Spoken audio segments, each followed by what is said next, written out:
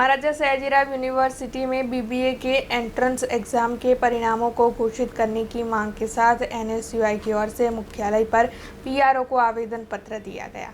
वडोदरा की महाराजा सयाजीराव यूनिवर्सिटी के बीबीए में एंट्रेंस एग्जाम के परिणाम कब से घोषित नहीं किए जा रहे हैं।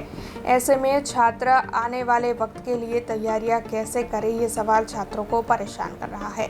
इसी मुद्दे के मद्देनजर आज एनएसयूआई की ओर से नारेबाजी करते हुए सूत्रोच्चार करते हुए यूनिवर्सिटी के मुख्यालय पर पीआरओ हितेश राबिया को मामले की पेशकश करते हुए आवेदन पत्र दिया और साथ ही इस मामले में अगर जल्द ही कोई फैसला नहीं सुनाया गया तो फिर पीआईएल करने की धमकी भी दी गई। तो वहीं इस मामले के मद्देनजर यूनिवर्सिटी के पीआरओ हितेश राबिया ने भी अपनी प्रतिक्रिया दी। एनएसयूआई द्वारा सतत માંગ કરવામાં આવી રહી છે કે બીબીએના જે એન્ટ્રન્સ એક્ઝામના પરિણામ હતા તે જાહેર કરવામાં આવે, કારણ કે જે વિદ્યાર્થીઓ આગળના ટાસ્ક માટે સિલેક્ટ નહોતા થયા તે પણ કહી રહ્યા છે યુનિવર્સિટીને કે અમારા માર્ક્સ જાહેર કરો, જેથી અમે જાણી શકીએ કે અમારા માર્ક્સ કેટલા હતા અને અમે તૈયારીમાં કઈ જગ્યાએ ચૂકી ગયા છે।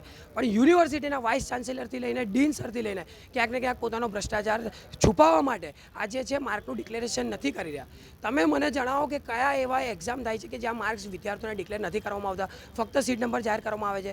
દેશની કોઈ પણ યુનિવર્સિટીમાં એક્ઝામ લેવાય તો તેના માર્ક્સ, તેના સીટ નંબર અને વિદ્યાર્થીનું નામ જાહેર કરવામાં આવતું હોય છે। પણ યુનિવર્સિટીના યુનિવર્સિટીના સત્તાધીશો પોતાનો ભ્રષ્ટાચાર છુપાવવા માટે ક્યાંક ને ક્યાંક માર્ક્સને છુપાવીને એમના જે અંગત જે એમના મિત્રો છે તેમના વિદ્યાર્થીઓને એડમિશન આપી રહ્યા છે। આજે અમે વાઇસ ચાન્સેલરશ્રીને આવેદન આપવામાં આવે છે, જો અમને માર્ક્સ જાહેર કરવામાં આજે નહીં આવે તો એનએસયુઆઈ દ્વારા આ અંગે આગળ આરટીઆઈ પણ કરવામાં આવશે અને સાથે સાથે હાઈકોર્ટમાં પીઆઈએલ પણ દાખલ કરવામાં આવશે। વીસી સાહેબ ક્યાંક ને ક્યાંક વિદ્યાર્થી નેતાઓથી ડરે છે, જે ભ્રષ્ટાચાર મોટા મોટા કરી રહ્યા છે, જે વિદ્યાર્થીઓને તેમનું મોઢું નથી બતાવતા। એટલે આના પરથી તમે જોઈ શકો છો કે વાઇસ ચાન્સેલર જે છે ક્યાંક ને ક્યાંક ભ્રષ્ટાચારી છે અને તેમનો ભ્રષ્ટાચાર છુપાવવા માટે વિદ્યાર્થીઓના સામે આવતા નથી। બીબીએના વિદ્યાર્થીઓના પરિણામને લક્ષી જે રજૂઆત છે તે રજૂઆતમાં કોઈ તથ્ય નથી।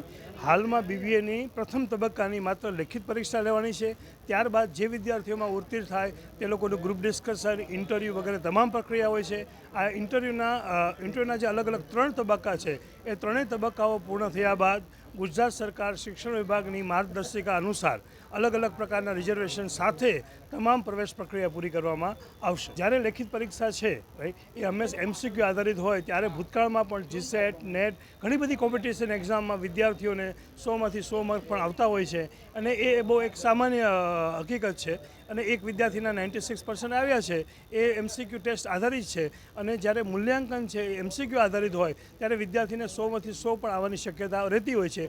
अब खबरों से लगातार अपडेट रहना हुआ आसान।